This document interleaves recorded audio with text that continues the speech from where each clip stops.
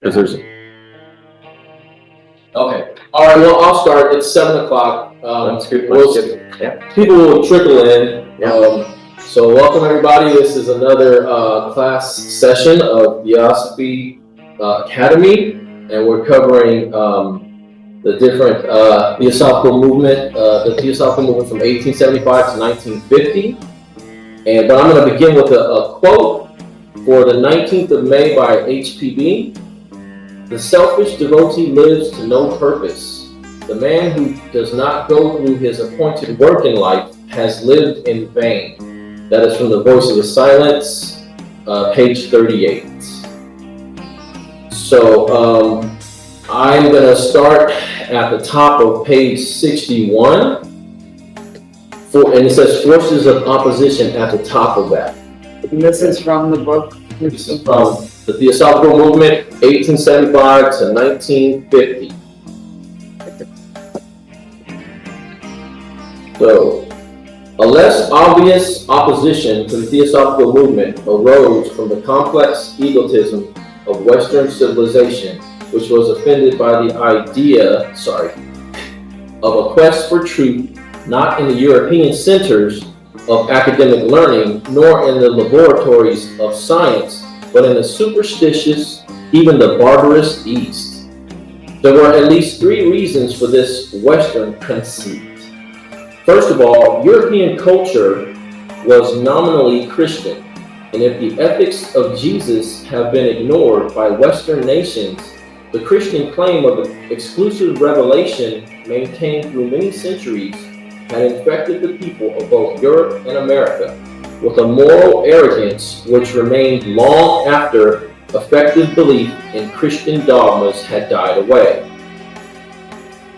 The epithet heathen or pagan still flatters its user with the presumption of a superior religion, regardless of his personal beliefs. Second, the triumph of science and technology in the West, as contrasted with the primitive ways of the Orient, gave practical justification to this feeling of superiority.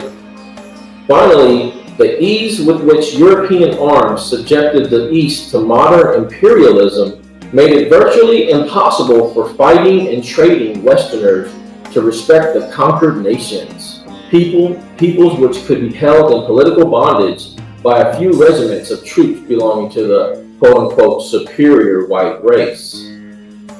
Today, in the perspective of nearly 75 years, the power of these psychological barriers to the theosophical ideals can be more easily appreciated than when Madame Blavatsky, assisted by a single American supporter, began her revolutionary labors in India in 1879. At the outset, HPB made no effort to attract the interest of members of the ruling race in India. Her time was wholly occupied in discussions of philosophy with Hindu scholars and pundits. The soul, Olcott writes, was the burning topic of debate. Questions of politics, color, business, or wealth were scarcely mentioned. Because of this unconventional neglect of the European circle in Bombay, the society was soon suspected by the British officials as being a cover for political machinations, and government agents were set to watch Madame Blavatsky, whose Russian origin also excited suspicion. In view of the unpopularity of the society with the ruling class, it was the more remarkable, therefore, that only 9 days after the landing of the founders at Bombay, Colonel Olcott received a letter from Mr. A.P. Sinnett, the editor of the Allahabad Pioneer, expressing a desire to meet them and to publish any interesting facts concerning their work in India. The Pioneer was a strong pro-government organ, and this attention of its editor to the purposes of the Theosophical Movement brought the society to the notice of the more cosmopolitan English residents. Mr. Sinnett's unusual interest in theosophy, which soon became manifest, was also the means of disabusing officials of the British government of the notion that Madame Blavatsky was a Russian spy and Olcott her tool. Do you want to take a break there or we want to keep going? Why don't you read the next one? Okay. Yeah, the next paragraph. It's recording, right? Did it say Yeah. recording? Yeah, you're recording. Okay. In December 1879, the founders visited the Senettes in Allahabad.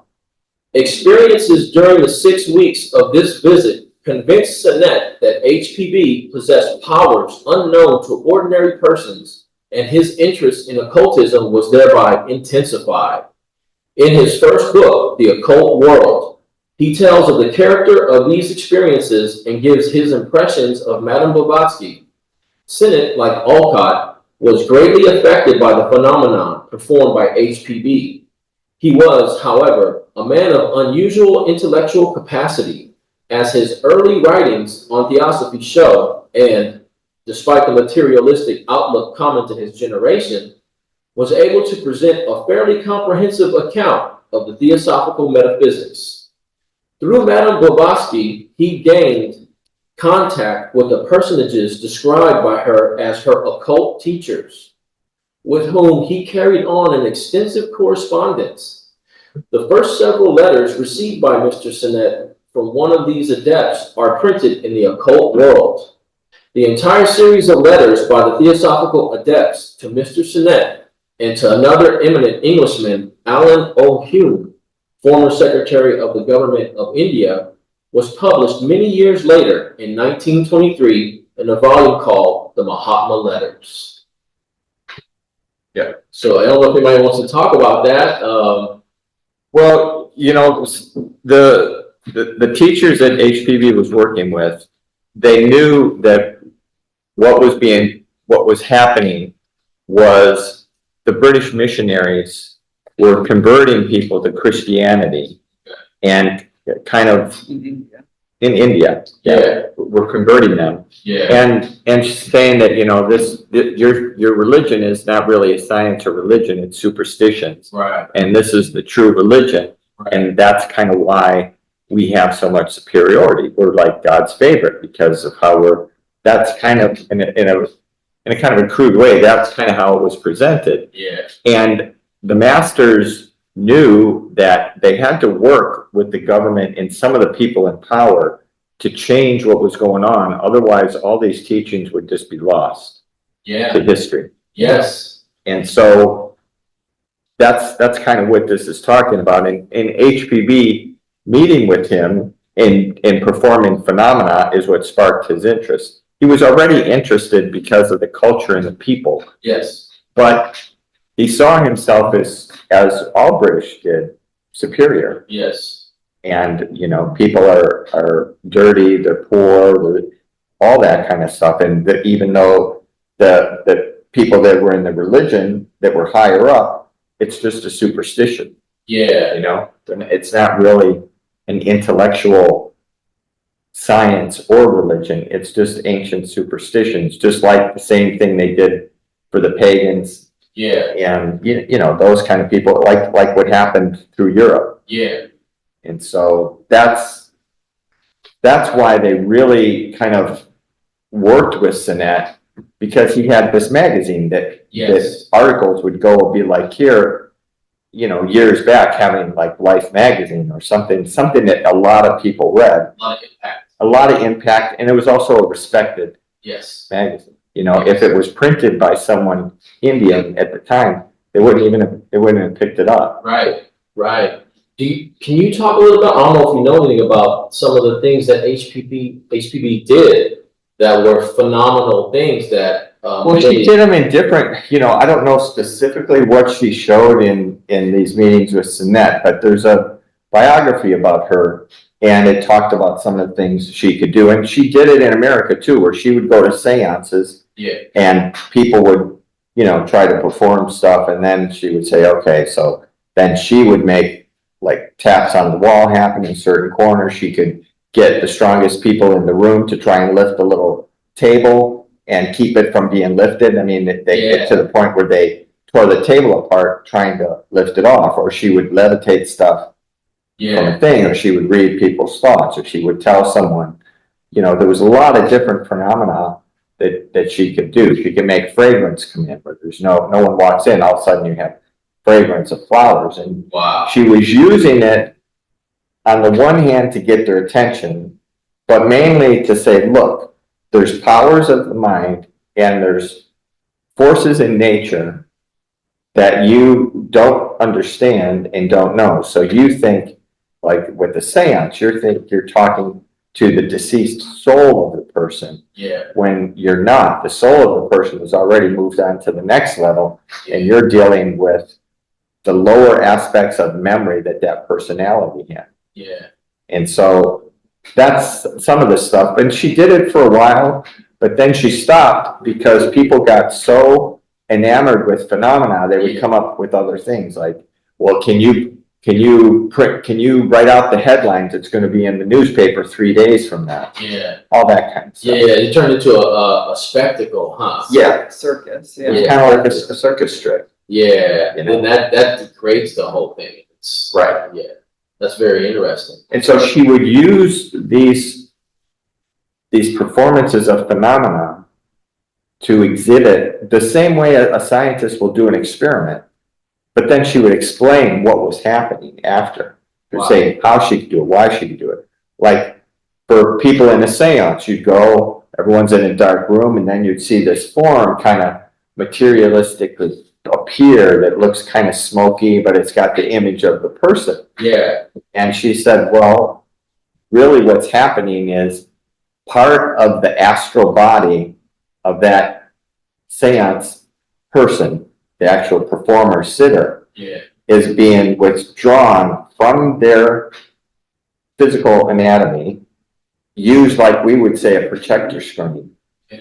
And it creates this semi-material thing that you can see that then an image is projected on it. Yeah. And so you're not seeing the person, you're seeing an image of the person. And that's all, that was all elementals that are performing that. Yeah. That's amazing.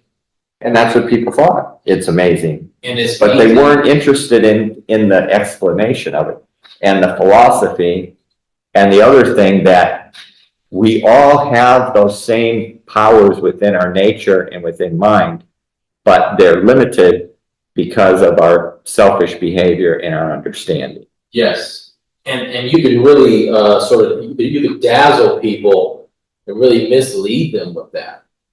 I mean, look at even now, if you could do a few of the things that she did, you would have a 7-day act in Vegas. What do you think of that? What do you think of the modern day stage magicians? A lot of that obviously is, special techniques that are just mirrors or whatever. But do you think some of them know a little bit of this and they kind of sprinkle some of their stuff with some of this? In Las Vegas, no. Everybody's just a showman. It's all illusionary. Yeah, it's all like a special way. I mean, it's definitely a skill. It is. It's a skill. Yeah. But it's not an occult performance. But there's nobody who has one little bit of special spiritual magic power. And they still have it. They still have it some place, somewhere. Where, I don't know, but they still have it. Yeah. Because if we remember when we're talking about the race, yeah. Okay, they say when the fourth race coming, something with the third race is still in the fourth. Yeah. Also, the fourth coming with the fifth, they have it something. Yeah. That one they never going to disappear. But the problem is the people they really doing, they don't say. They don't go to say, I can do it, I can do it. No, they reserve. Because they say the Brahmas on India, they say they are prohibited to say about the power. Yes. So if that one they say in some people, I think so that rule is a general rule. Yes. That's my idea. Yes. No, like it's kind of like similar to how in China some of the martial arts was kept back. Yeah. And Bruce Lee really was one of the ones who really opened it up, and he fought to get it opened up. Right. But a lot of that was definitely kept back and held back. It's probably a lot more still kind of held back. Well, that's kind of what the story Crouching tiger, you know. Hidden dragon hidden- house. Yeah, because obviously they know what seems to be mystical to us. Yeah. They know how to use forces of themselves and nature to change the polarity of their body. Yes. I mean, we do that with trains. Yeah. High-speed trains, Yeah. they levitate over a rail system because it's magnetic. But the difference is they're using mechanical machines Yes. to change that polarity where, you know, she's saying the polarity, it's in your mind. You can change the polarity so that the gravity doesn't have as much of a pull. And we see that with magnets. If you take opposite ends of the magnet, they will repel each other or Yes. pull together, and the same will repel. Yes. So, Absolutely. yeah. So some of that stuff, you know, it's all, there are, like Tanya has said, there's people that can do it. It's just, if you're using that as a form of income, then that ability is going to be limited. Yes. Yes, definitely. You're not going to be using that in Vegas unless, yeah, I mean, and maybe some people have some small development of power, but it's going to be limited as to how they can use it. And then at some point, it might even just be stopped. Yeah. Yeah, no, it's definitely very powerful. Anybody else want to read the next? Well, I have another question too, or a comment about Sure. this, what we've just read too, you know, the part where it's saying, you know, that they were throughout history, there was like, it says like, there were at least 3 reasons for Western conceit. First of all, the European culture was nominally Christian, and if its ethics of Jesus have been ignored by Western nations, the Christian claim of exclusive revelation maintained through many centuries had infected people of both European and America with moral arrogance, which remained long after effective belief in Christian dogmas had died away. So we still see that even, you know, today. Yes. We've seen that throughout history where, you know, religion claims, one religion's trying to claim dominance over all the other religions. Yep. It's, you know, largely tied in with monetary, with like power of money and control Land. and land and Yes, resources too. resources. Ports and docks where water is, so Yeah. you can easily. Yeah, I Yeah, mean, take- all through Europe, all through, you know, America, all through, like all countries. Yeah. Why does this like continue, you know, this continues to happen? And Yeah. like, how is it, you know, she's throwing away, and there are some methods of like how they're trying to change that, but it's happened for centuries and centuries, and it continues to happen. It seems like it's not really diluting, huh? Like it's not really dying down, or it might die down for a few, like maybe 20 years every now and then, but then it comes back. Well, there's cycles, yeah. I think sometimes, you know, you get some steps towards change, and then there's always a backlash. And but it's, yeah, I mean, it's interesting how they said this, like arrogance, you know, Yes. sort of spiritual Conceit. arrogance and superiority, and also with the technology. Yes. And it's interesting how like these times now that we're in this evolutionary process of, which Theosophy talks about, you know, the intellect being developed, and there's so much emphasis on that. Yes. And even, you know, we see that with AI, and, you know, it seems to take away from going introspectively and developing your intuition. You're relying on these outside. Absolutely. And it's like now, it's like you're outsourcing and exporting your own creativity and giving it away to an artificially Right. created, like a golem almost. Yeah. You know, and I think in the near future, I mean, that's why Star Wars is so amazing, because you see Darth Vader starts to replace his natural body with Yeah, mechanical. And then his son starts to do it too, which yeah, is a little scary because he's sort of the solution to the problem, it seems like, right? But even he's starting to replace his natural body. yeah. And there's a really amazing anime called Ghost in the Shell. I don't know if anybody's familiar with that. Ghost in the Shell really dives deep into this idea of replacing your material body to the point where Transhumanism. it's transhumanism, where someone is born and they are all, from the beginning they have some kind of artificial body. So I recommend Ghost in the Shell to everybody. It's an amazing anime. The Matrix took some of the ideas out of Ghost in the Shell. Oh, Yeah. But transhumanism is the new thing that's happening. And I honestly, I talk about this a lot, but we're in Kali Yuga, and it only makes sense that would happen. well, it does, but the thing is, that people have to keep in mind is Kali Yuga, you also have the opportunity to change things in the positive because things are happening more quickly. But the thing is, it depends on what your idea is that then you use your mind to pursue. Yes. And right now, we're using our mind to devise better and better mechanical gadgets. Yes. Where here, HPB and the masters were trying to make people realize that you have so much more mechanical power within your own self. Yes. But that's not what the cycle is interested in. No. The cycle is interested in gathering as much information as you can to figure out how to apply it to something that you can make or sell. It's external. External. External, materialistic, monetary, and it will continue to push that. The cycle will continue to push that. And there's nothing we can really do to stop that, right? I mean, we have what you can do to stop it is not buy completely into it. I mean, we all use it to a certain extent. Yeah.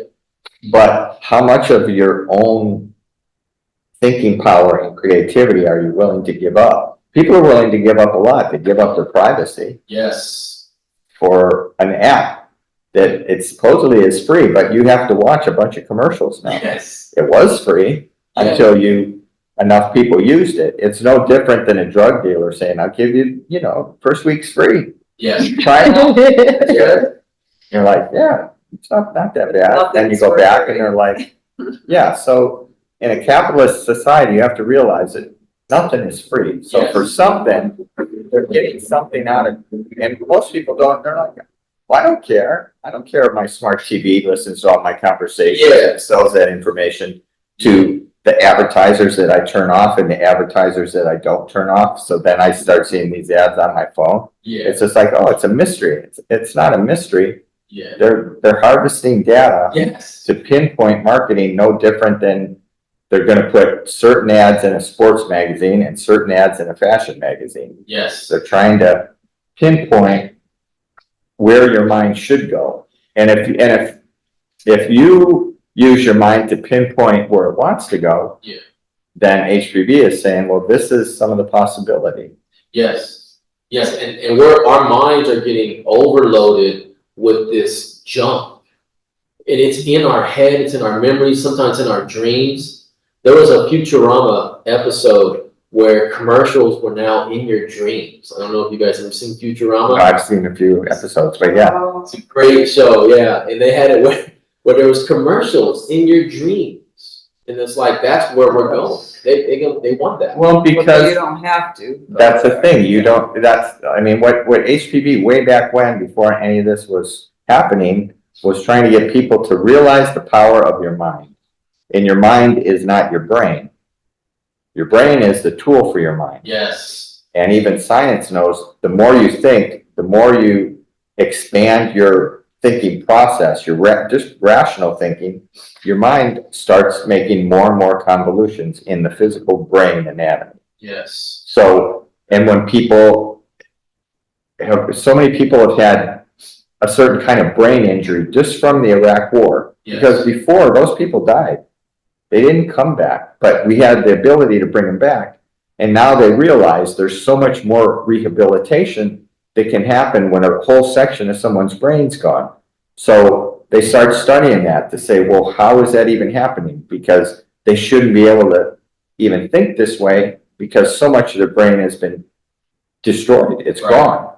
Right. But now they're thinking, and after a certain amount of time, they're back to being a normal person. And so Yeah. it's from disastrous things, sometimes things come out that change people's perspective how things happen and what is possible. Yes. And so that's kind of what HPB was trying to get people to understand, that your own body has a certain amount of power, but your mind is the one that has to direct it. Yeah. And whatever your mind points the direction, the rest of your mind starts figuring out the how. Yes. But if we're going to use it to make a certain amount of weapons, we're always going to have better weapons. Yeah. But are we stopping war? No, it's an industry and they love it, and they love conflict, and it makes money, and they make up excuses. Oh, well, we have all these contractors and they're feeding their families. And blah, blah, blah, blah. So that's why it's always endless war. See, I can't imagine Kali Yuga would not have endless wars. So I'm sort of thinking it's always going to be wars. And that's as long as you think that, it always will. I don't know. It seems like they got it going on. Whoever's got the industry up there, they seem to keep things going, even when you think, well, there's no reason for wars, but here comes another one. You know what I mean? It's like they just keep the ball rolling. See, I think we have to try to get, I don't know how, but we have to get to their minds. Those people who have the power and ability to make things People that have the happen. power and ability start with the people that have to work in the factory. Yeah, If they don't show up for work, doesn't matter what kind of weapons you design, yeah, they're not getting made. yeah. But everybody needs money though. They have to feed their families. That's the thing. It's very easy to appease people with money. Yeah, yeah. So we have to start growing gardens in our yard or something. No, but you just have to, the people that want to grow, let them grow and pay them a fair price. Yeah. You know, it's like we have so many abilities to solve the problem, but the problem is not being solved. What is being directed, right now we grow more food than the world needs. Yeah. It's selling the food and the distribution of the food.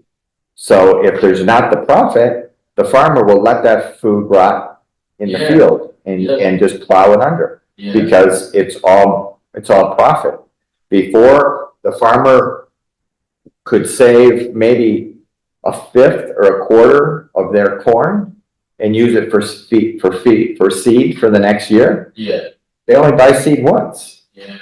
And for generations, you just keep planting, but that's not the way it is anymore. Now, the seeds are made by Monsanto and you have to buy seeds every year. Yes. That's not how things happen in Africa. It's how they're going to happen and how they're starting to happen. Yeah.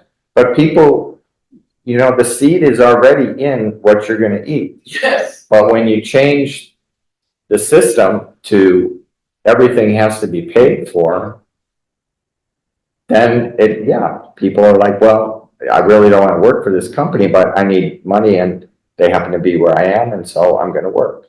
See, But the opposite side, look at how many people are working, and very intelligent, sophisticated people, to go to Mars. I know. Now, we also have electric cars, right? Yeah. And it took really like one person to say, we should have electric cars. Let him do that. No one makes it in the car business. Now we have all the Teslas. What we don't have is enough energy generation to power all the Teslas and the cell phones and the computers if 50% of the world drove an electric car. Yeah. There's nowhere. And so that's the thing. It's like, it's all solvable. It's just, how do you use your mind? And if we keep going after a certain revenue stream, Yeah, then we're gonna be limited to what we have now. yeah, You know, what AI comes out, and we already use AI. You're having a problem with your phone, you call, you don't get a person.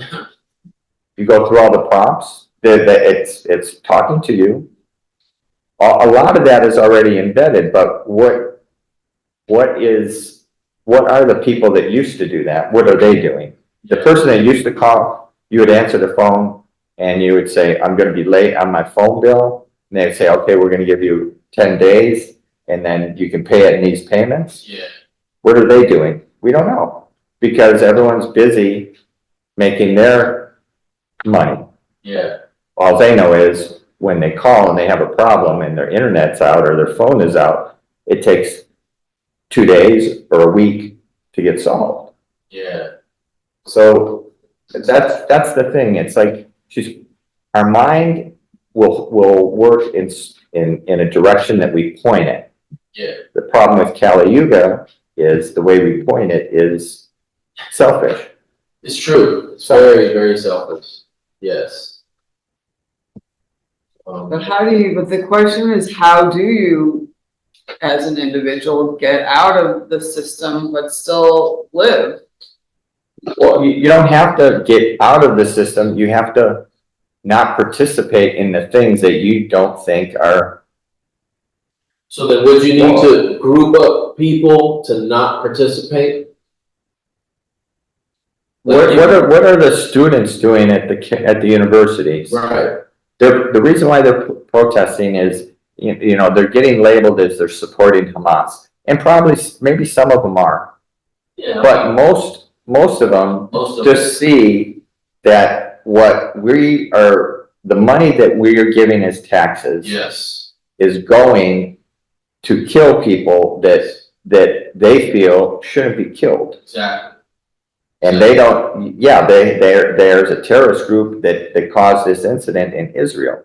Yes. But because of that, we've allowed, as the world and us supplying them military stuff, Yes. we've allowed them to slaughter and take them back probably like 20 years. Yes. How are they gonna rebuild Yes. Gaza? It's very bad. How are you gonna we have a hard time getting food into Gaza. How are you gonna rebuild the hospitals and the schools that are already destroyed? Yeah. How's that gonna happen?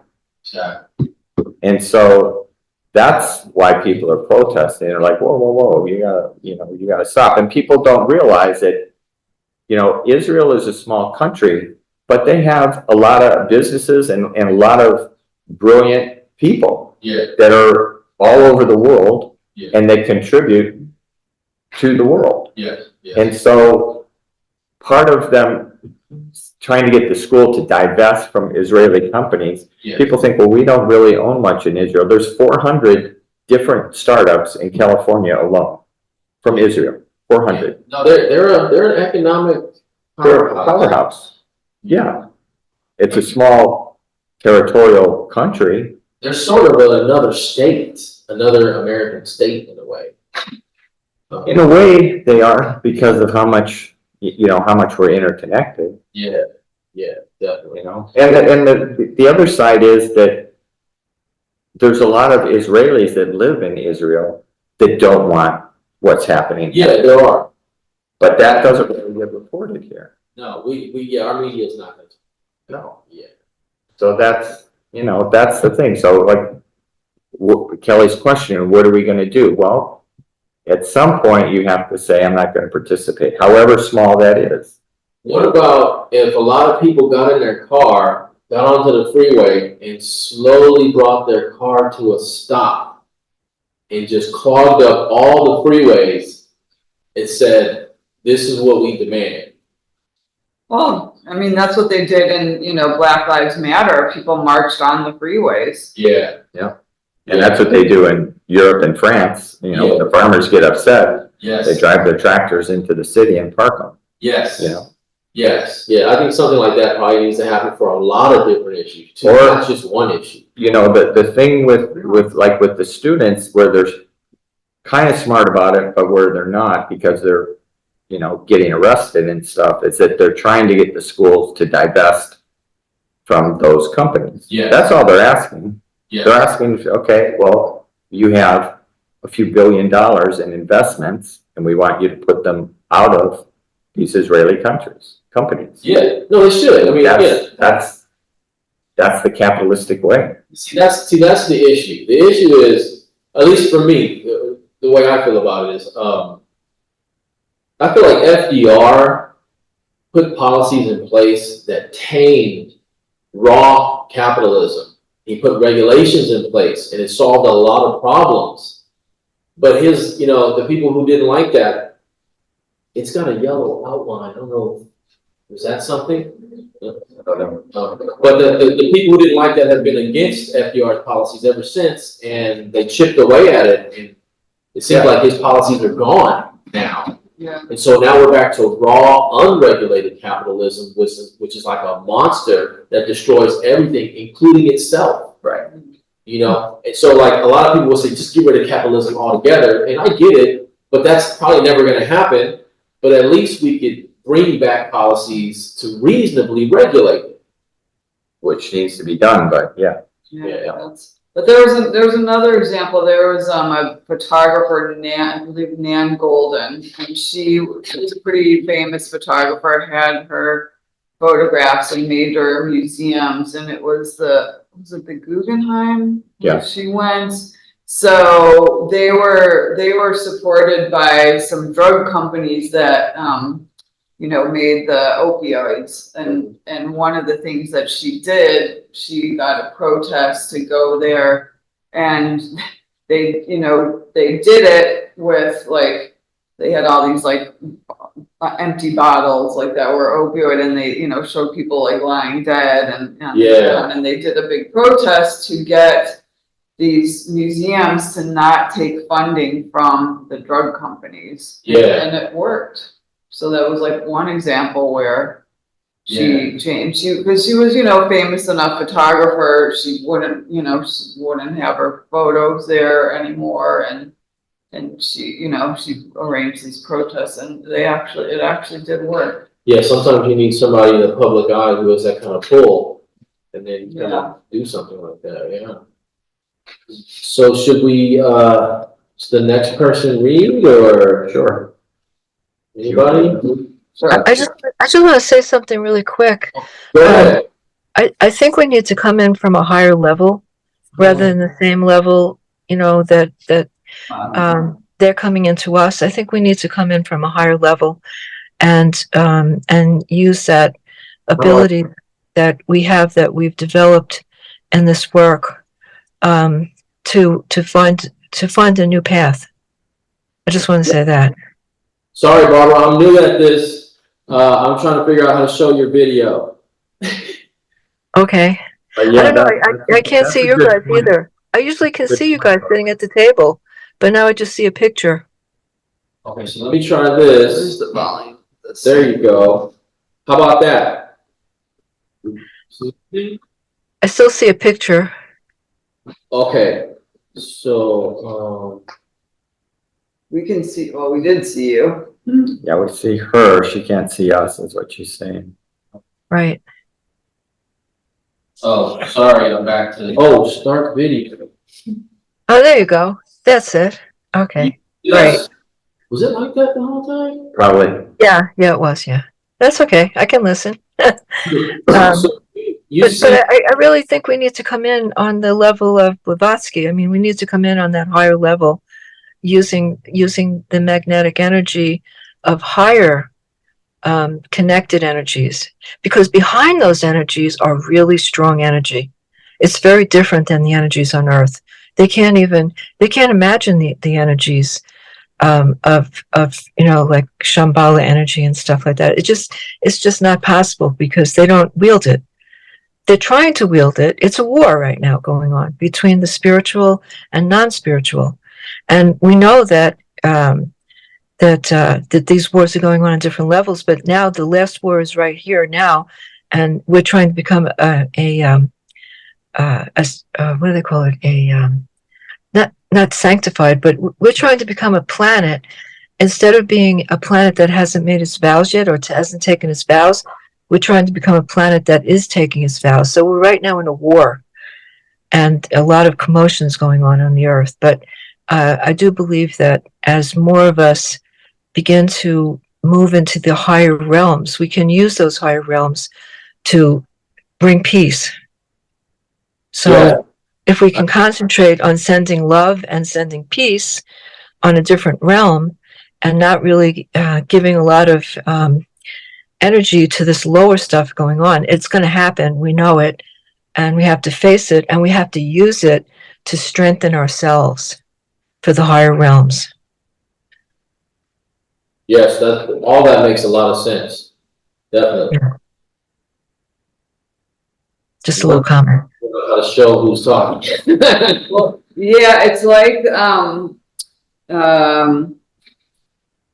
the Chinese philosopher, oh no, I'm totally blanking, where Lao Tzu? not Lao Tzu, Confucius, yeah, you know, about ruling people, like he would always say, like, you don't rule people with punishment, you know, because punishment, when you're just punishing people for their wrongs, they don't feel, you know, any regrets or anything like that. They just want to get away with what they can get away with. But if you rule with, you know, virtues and you're virtuous, then they'll see your example and, you know, technically would feel, you know, guilty or have their conscience kind of remind them that what they're doing is not right. Yes. So at the university, my grandson goes to Fordham in New York, and they did try to make a camp out and stuff in Fordham, but my grandson did not participate. So I think if we don't participate in their things, but we send love, and the more love we send, like when I first heard this, I thought it was nuts, but I went through 9/11, and my teacher of Theosophy over here, well, I don't know if it's ageless wisdom, he kept saying to us to send love to the terrorists, and not to their physical body, but to their soul, so that their soul could touch maybe that, and change that energy, like into the virtue, like you were saying, from the vice into the virtue, but they have to be able to see it. So a certain amount of connections has to happen for that to happen. But if we keep sending love, it will eventually build up and become stronger than that, what we want to call evil, I guess, or than that which, you know, is really not alive. It's on a different dimension. It's a very, very slow world compared to the very, very speedy, simultaneous, instantaneous energy of this higher world that Blavatsky was talking about, or is talking about. It's there. And if we can wield it and we can work with it and we can bring it down, less of this stuff will happen. That's where really I think the whole crux of it lies, is our individual ability to bring it down as a responsible being in this work. And with doing that, we can change the world. Might sound weird, but we really can change the world with these much higher energies can change the world. Yeah, that sounds amazing. I think that is definitely what needs to happen. I think, though, I have a little bit of a different take. I think that there's a quote: "The history of the world is the history of the war between secret societies." So I think there's a lot of secret societies out there that are sort of hidden away, and they're kind of, they get into high positions, and then they sort of There you go. get things going, and we have no idea. We're just average people. Well, that may or may not be. I really think the door is locked to them. I really do. They can only go a certain amount with what they have. The real door is locked to them. They do not have the key. The one that really has the key is the one that has the ability to do. And that ability is not being done for, Las Vegas or making money or anything like that. The whole thing is love. If the love is in the heart, and the love continues to move, and the love continues to live, and bring this instantaneous, amazingly incredible love to the earth, there's going to be such a difference that we will not have war. But more of us have to funnel it in. We have to bring it in. We have to hone it into the earth because we're in a different dimension. We're in 3D, and this is coming from like 8D. It's high. Interesting. Very interesting. Yeah. Very interesting. Thank you for that. Thank you. Okay. Okay, so do we want to move forward with the next? I think Mr. Sinet's occult world. Mr. Sinet's occult world, appearing in 1885, unfolded a strange story of seeming miracles to the complacent world of the 19th century. The book is a sober account of happenings which none of the laws of nature known to Western science could explain.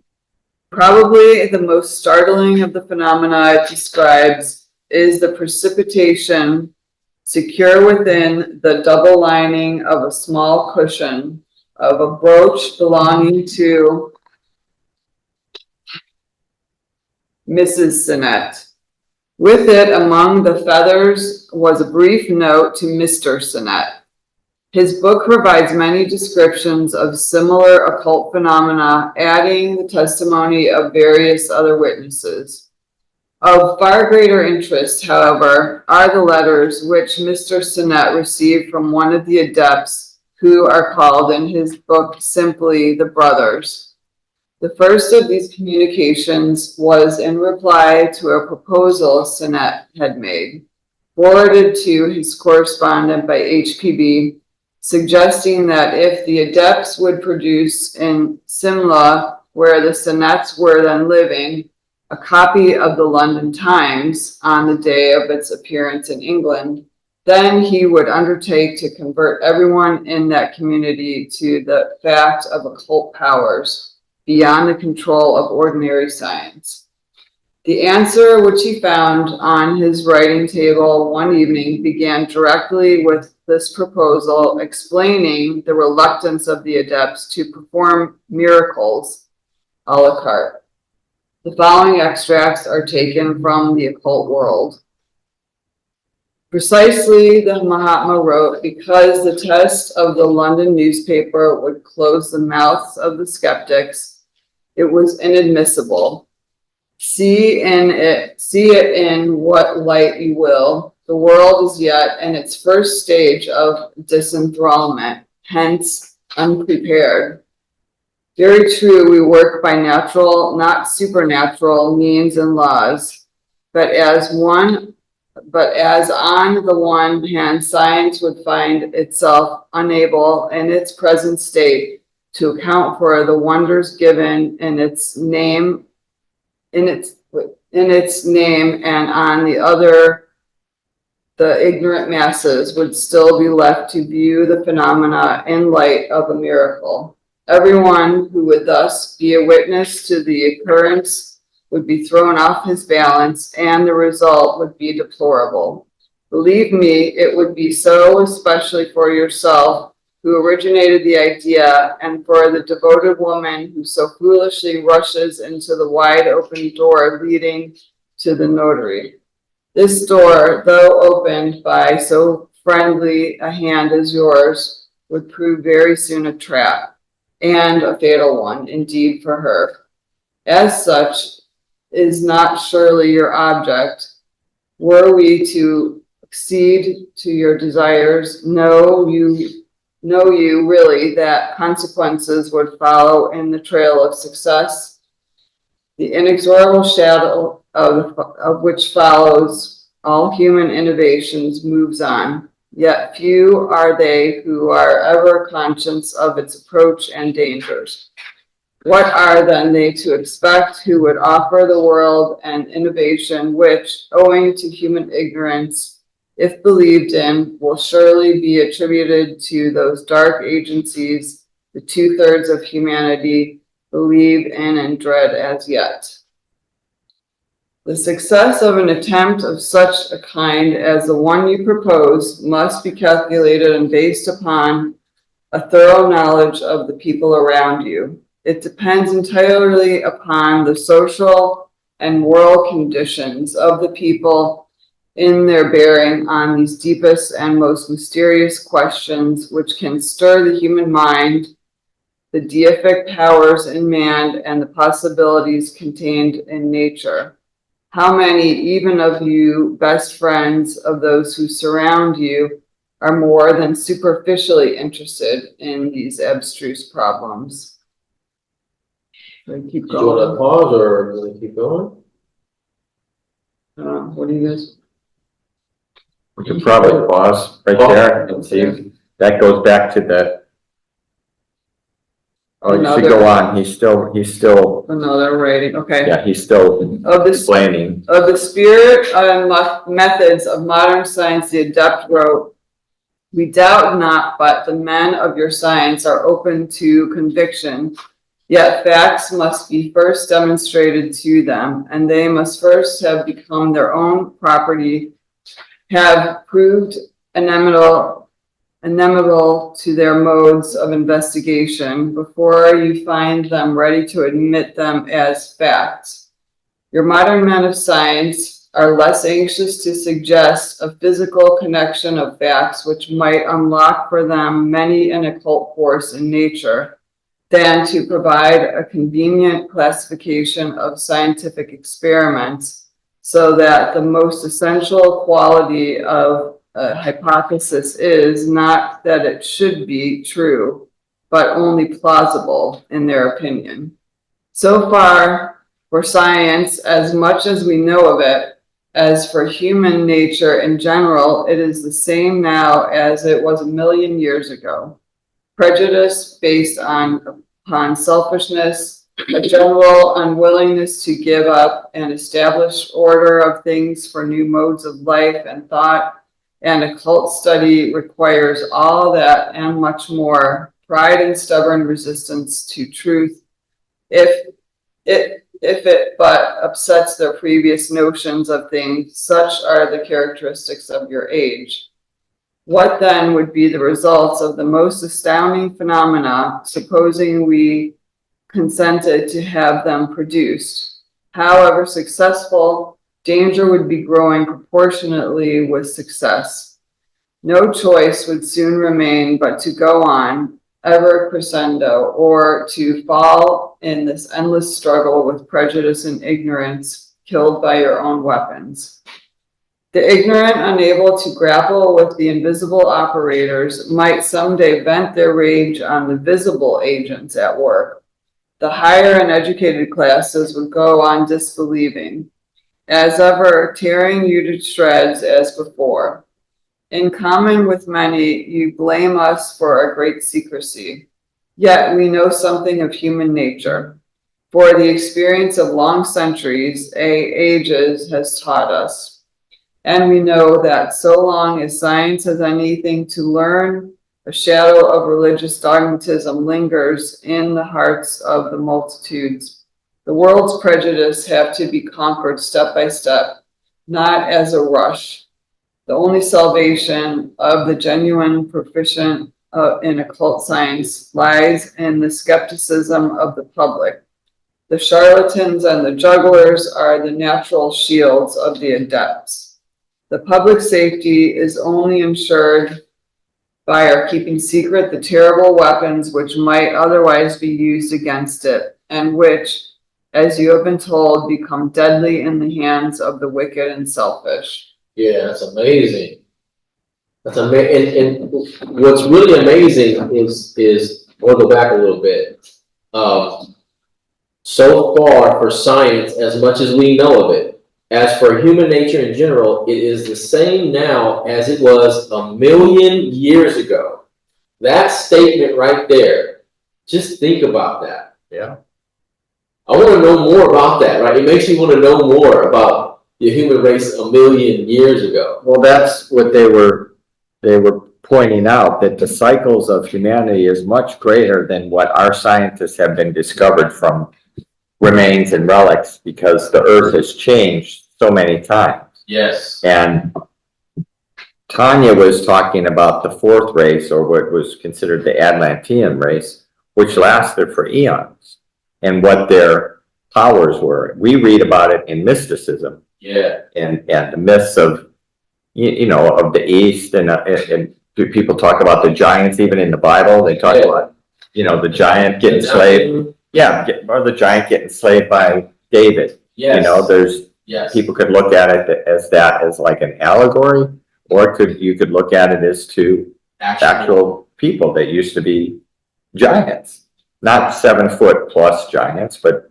you know, bigger than. 30 feet high. Well, you know, supposedly there's been bones discovered, you know, of really tall people, over 14 feet tall. Yeah, But then it doesn't mesh in with what science, so they keep it aside to think, were these people, were these apes? What was it, you know? yeah. But yeah, what he's pointing out is the characteristics of human nature. Yes. They really understand human nature and how humanity thinks, and especially here, he's explaining to Sinette all the reasons why they won't perform it, because what will unfold if they do. Yes. You know? Yes. I mean, look at what we've already done. I mean, the nuclear bomb, even before that, I mean, even just a gun from the 1800s.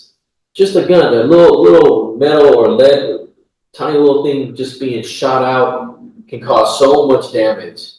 And then now we have nuclear bombs. Right. You can use cars to crash into things.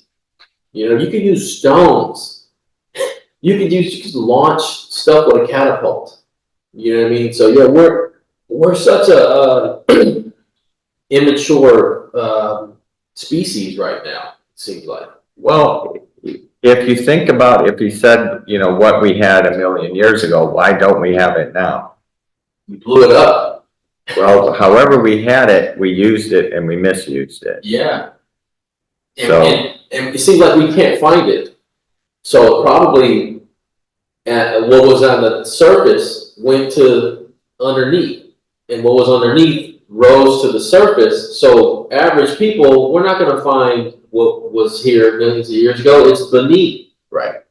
Or it's under the oceans, or it's, you know, Under buried under the sands and the deserts. The earth changed. It changed. So we can't find it. But as he's pointing out, what hasn't changed is human nature. Yeah. Which is what Barbara was trying to get us to consider. But it's a very hard proposition, because not everybody is willing to change. No. And he points it out, you know, there's always people reluctant to change, whether it's good change or bad change. Yes. Yes. I mean, I know from personal experience, I don't like change. But I'm trying to work through it. It's not easy. But yeah, I mean, anybody else have any comments? Ancient man millions of years ago? Oh, yeah, I have something. Okay, when we finish with the word selfish. That's it, the problem. Yes. That's selfish. If we continue go up, they say about the ignorance, but it does say, that's why in that declaration, that's the word, they say the first one, the brotherhood. Yes. Without this, that is the foundation. Yes. If we don't have that kind of foundation, the world continue like that. Yes. But at the same time, even if the world continue like that, is somebody protects us. We can say they have it, the Anshohan, we call it the Anshohan. Yes. They protect us. I don't think how the world will be without that kind of protection. Yes. Yes. So still the world or the human being is like that. Always they have something to protect that. That's why I remember when I think so is the Mary Columbus was the Mary the couple they do something to Madame Blavatsky. What is her name? Oh, yeah, in India. In the India, yeah, Oh, India. the Coulomb family. Yes, that is similar. Columbus. Okay, that one. They say What she's talking about, there was HPV when she was Yeah, we're all students and teachers. Yeah. So I don't know. I mean, where's the chat at? It's hard for me to. Where's the chat? Chat. Here's the chat. Got it. Sorry guys, working. Barbara, okay, great. Please try.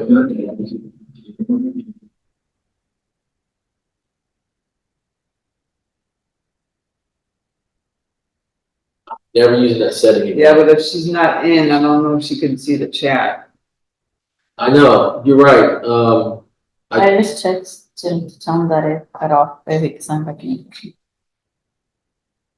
And it would never happen if it didn't go to dark mode. Anyway, okay, so well, it's still recording. We still have a class going.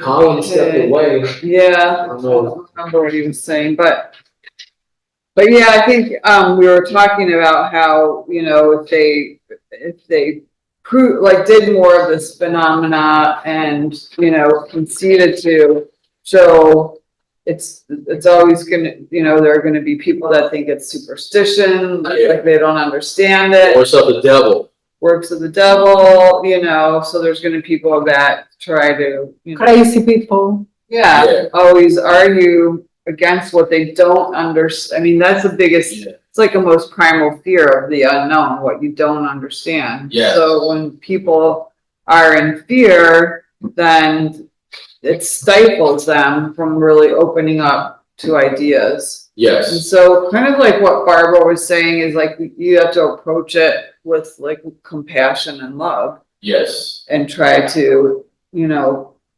not just do this phenomena, but sort of, you know, and like what I mentioned about Confucius, you know,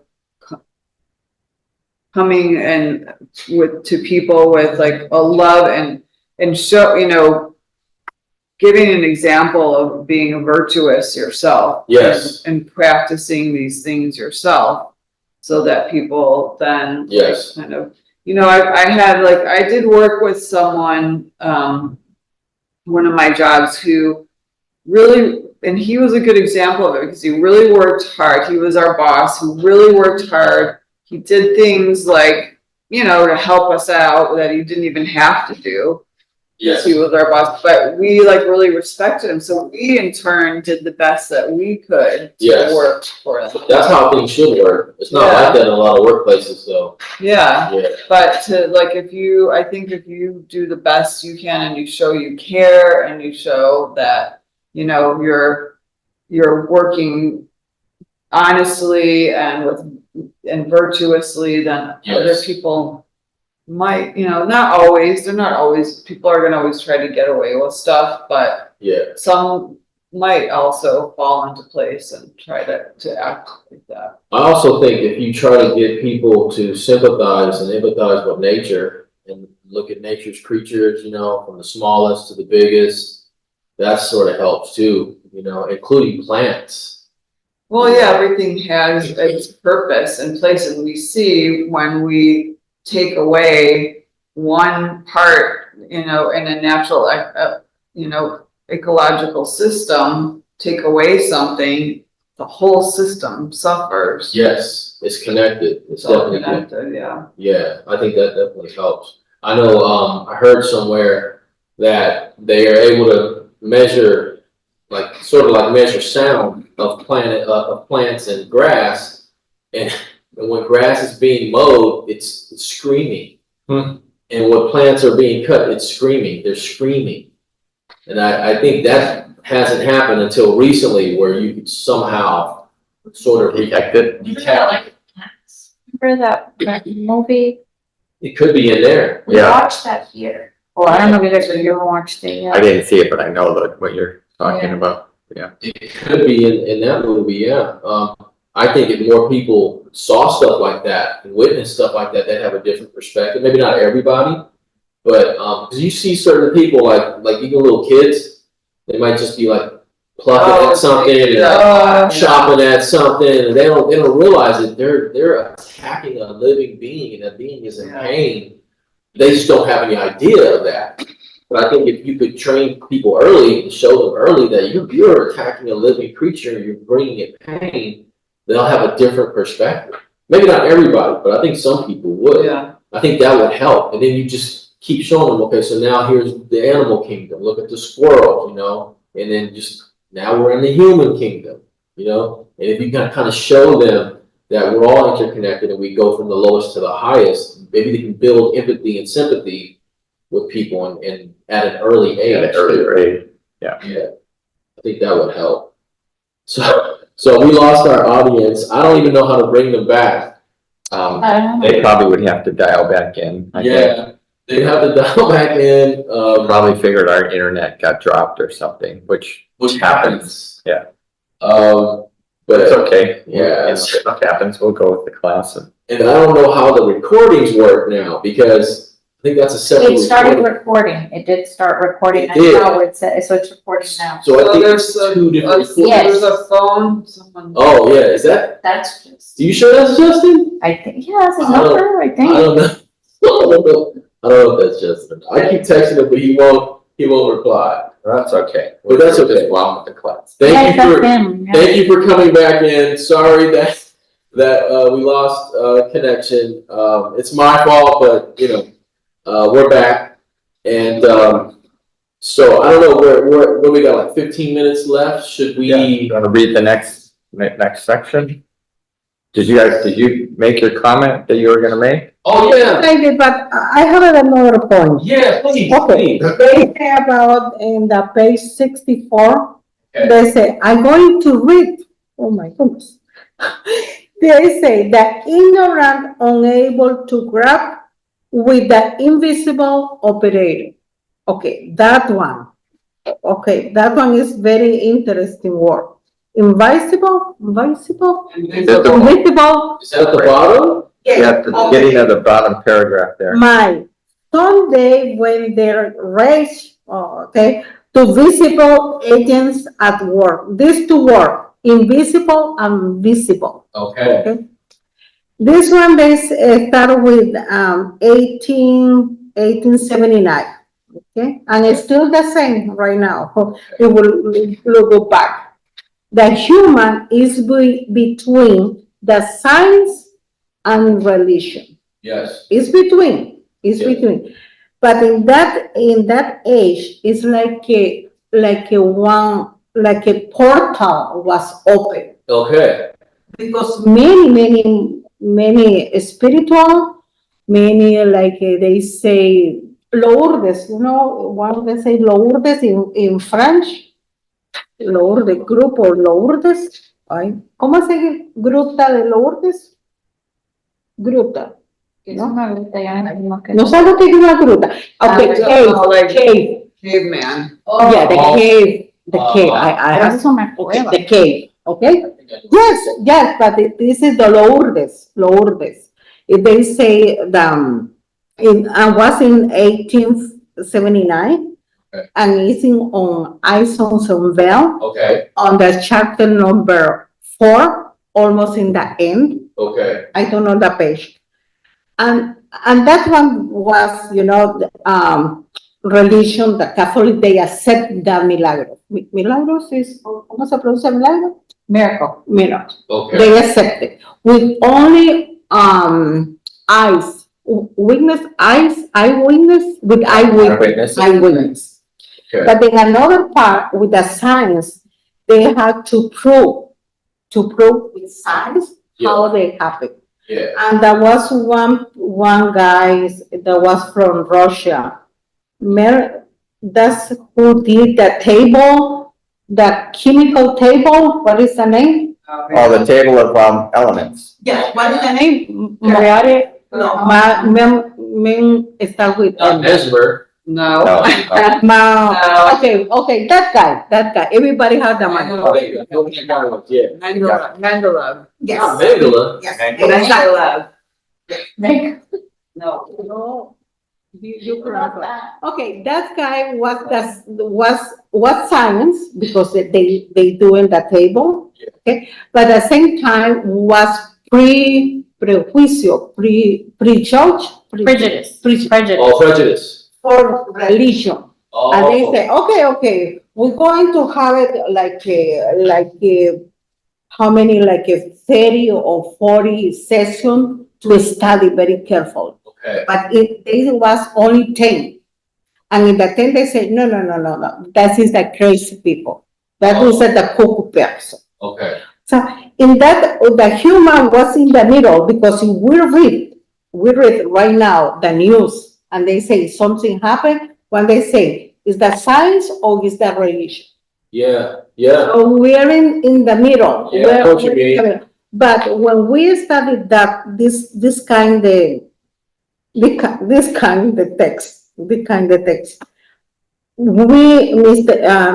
HPV, they send it to the roof, to the raíz, ¿cómo se dice raíz? Root, for the root, how and why that thing happened. Yeah. Like you answered about, you say about the million years. Yeah. Millions years ago. Yeah. I think so was in Simlam. Yes, we were talking about Simlam. They say Mr. Sinet was in one part of the house and he was listening. Blavatsky was talking like a phone with somebody. Okay. Okay. In that moment, he was like jealous to say, I don't want Mr. Blavatsky in the middle. I want direct communication. Oh, yeah. But in that way, it's not only the communication, it's like a telephone. Okay, Yeah. not telephone like right now. It's another kind of telephone. They have a contact with somebody. Blavatsky was in India, and another part of Himalaya or somewhere so far away. So that technology is always keeping. It's always. The only thing was protect, because in another kind of book they say they have in the airplane, but they protect, they don't have it. They don't show out everything because a human being is not prepared for everything. Looking now at the science, they have some power, but they don't have it all the power. Yeah. In another word, they say, I think so was in SD, they say the human, we couldn't give you one hand the bomb and another hand the flare, something like that they say. Yeah. Because we are not prepared until we destroy the selfish. Yes. That's what they say, the paramita. Remember we talking about paramita? Yes. That's one of the key for control ourselves. Yes. They say also the city, we have the cities, we have all the power. But the power we have to control, not the power to control us. Yes. So it's different thing. We have the power, but we don't know how to project. That's why the natural law, they protect us to don't have that kind of power. Yeah. I don't know if I explain myself. No, I think I understand what you're saying. Yeah, I agree with you. Yeah. We're not ready. That those abilities are innate in the human, but they're not allowed to be developed because our selfishness. Yes. Yeah. Until we kill, until we Control, yeah. control. That is the control without selfish. Because we can control, but we sometimes control with the selfish. I want to control for me, not for everybody. Yes. So we have to alchemy that thing to change. Yes. Absolutely. There was a lot of chat here. Let me read some of it. Barbara had. Sorry, I didn't mean to.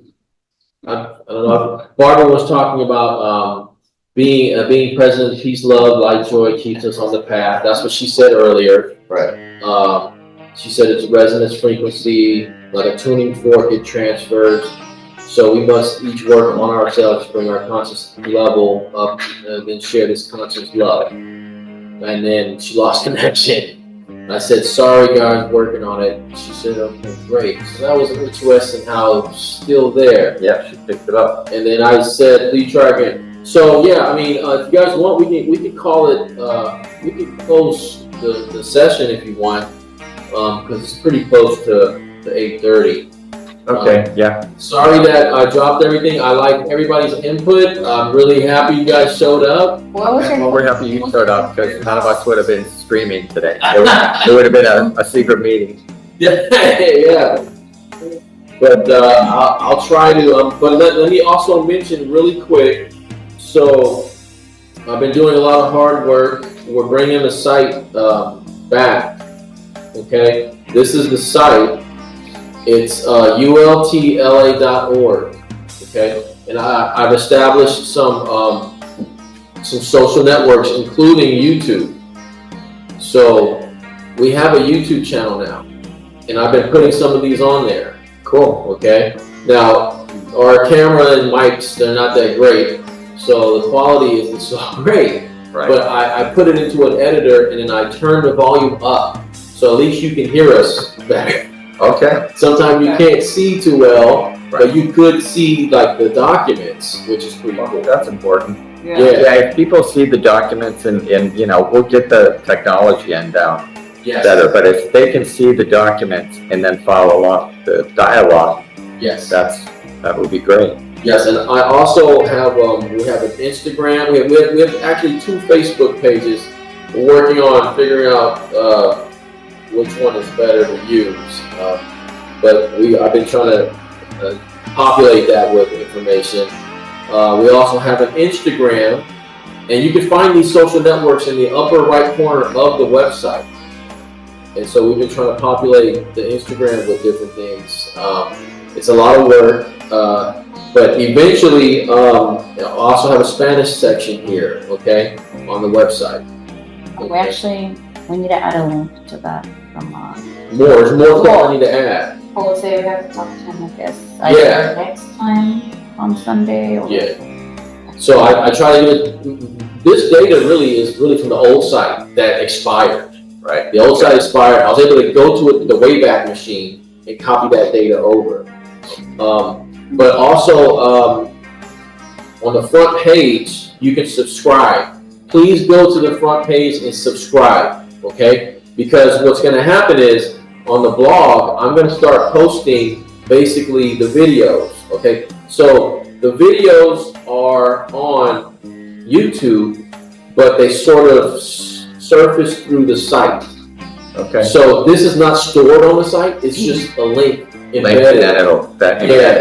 Yeah, because you can't put a bunch of videos on your site. We're not that kind of a situation, but you store it on YouTube and then bring it in. Yeah. Yeah. That's better. Yeah, and then so I'm gonna have like, some different things that are a part of the meeting and ideas and whatever.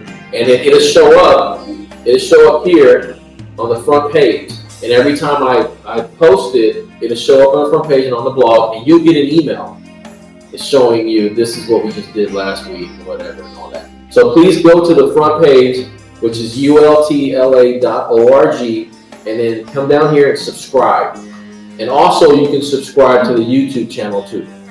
Okay? Also, there's an email. So now I've established a whole lot of things at once, like 5 different things, including this new email, ULTLA 1909. So I'm going to start sending emails from that email account to whoever I can get their email, and I'll send you a meeting reminder. It's going to be coming from ULTLA1909 @ Gmail. So please spread the word and go to the site, subscribe, and check out the social networks that are in the upper right corner. Okay, cool. Thank you all very much for coming. Okay. Sorry for the interruption. No, thank you for all the hard work. Yeah. Thank you. Thank you. So I guess I just go here and go to in meeting, right? Yeah. Okay, have a good night. You too.